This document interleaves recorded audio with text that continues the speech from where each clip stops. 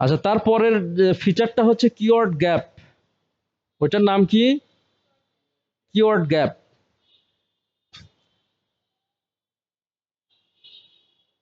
তাহলে এটা যদি আমি কম্পেয়ার করি, আমার এখানে কম্পিটিটর দিতে হবে। কি দিতে হবে? ডিজিটাল মার্কেটিং সার্ভিস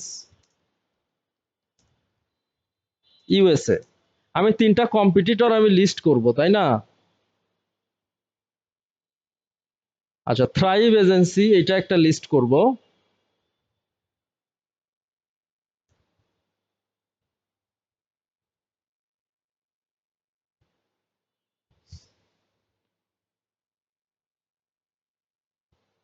মানে এগুলো আমার কম্পিটিটর, হ্যাঁ। এটাও আমার কম্পিটিটর, একে লিস্ট করব।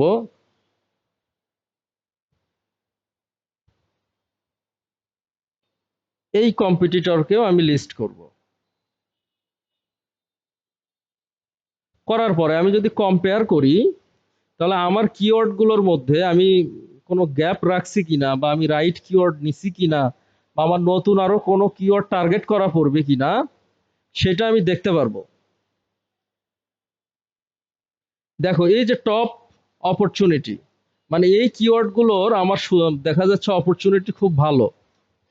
ঠিক আছে কি? এই কিওয়ার্ড গুলো আমি নিচ্ছি না বা টার্গেট করতেছি না।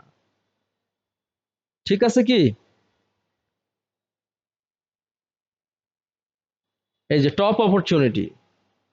আর এইখানে দেখা যাচ্ছে ডিজিটাল মার্কেটিং এজেন্সি, এগুলোই আবার এখানে দিছে। এই কিওয়ার্ড গুলো আমি টার্গেট করি নাই বা এগুলো র্যাঙ্ক করি নাই। সো এই কিওয়ার্ড গুলো নিয়ে আমার এসইও করতে হবে। কিওয়ার্ড গ্যাপ মানে কি? আমার কিওয়ার্ডের মধ্যে যেটা গ্যাপ আছে সেটা খুঁজে বের করতে হবে। সো এই ভালো ভালো কিওয়ার্ড গুলো আমি নিচ্ছি না, বা এগুলো নিয়ে কাজ করতেছি না, বা এগুলো র্যাঙ্ক করতেছি না। হ্যাঁ, এই গ্যাপটা সিমরাশ আমাকে খুঁজে বের করে দিল। সো আমি এই কিওয়ার্ড গুলো নিব, নিয়ে আমি এসইও শুরু করব। ব্যাকলিং করব বা লিঙ্ক বিল্ডিং করব, হ্যাঁ, অন পেজ করব, ওই রিলেটেড কন্টেন্ট দিব, পেজ বানাবো। ঠিক আছে? এই, তাহলে কিওয়ার্ড গ্যাপ অ্যানালাইসিসটা বোঝা গেল। মানে আমাকে নতুন ভালো কিওয়ার্ড দিবে আমার কম্পিটিটর থেকে। কোথা থেকে?